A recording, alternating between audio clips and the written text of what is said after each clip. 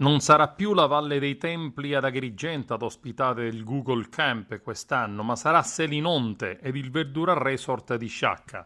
Da alcuni anni l'evento si è svolto nella splendida cornice della Valle dei Templi con grande successo e da alcune ore la manifestazione più attesa si svolgerà nel parco archeologico di Selinunte, presieduto da alcune settimane dall'agrigentino Bernardo Agrò.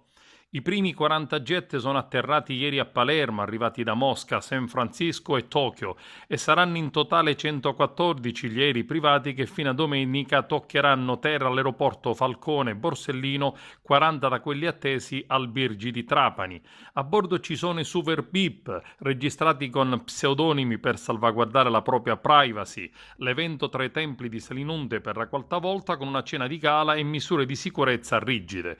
Tra i primi ospiti importanti ci saranno i fondatori di Netflix e Diane von Furstenberg con il marito Barry Tyler, proprietario di Trap Advisor and Expedia.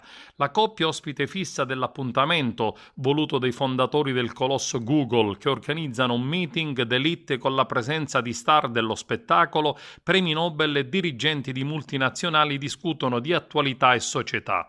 Voci sempre più insistenti sull'arrivo di Barack Obama, ma nessuna conferma ufficiale. In dubbio anche la presenza del principe Harry della famiglia reale, in passato ospite del Google Camp, mentre arriverà stasera Mark Zuckerberg, fondatore di Facebook.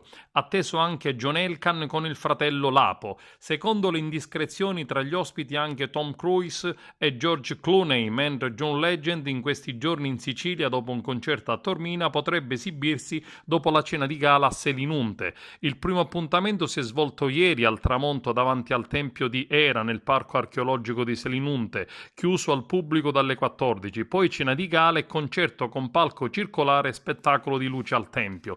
Gli organizzatori del Google Camp hanno allestito un quartier generale dentro il parco di Selinunte e al Verdura Resort di Sciacca, che sarà la casa dei super VIP in questa settimana. Tra le tappe della cena esclusive organizzate da Google ci sarebbe anche Menfi. Per il sesto anno consecutivo Google ha scelto la Sicilia ed in parte la provincia di Agrigento, non più la Valle dei Templi, ma il territorio di Sciacca e Menfi e naturalmente il parco archeologico di Selinunte.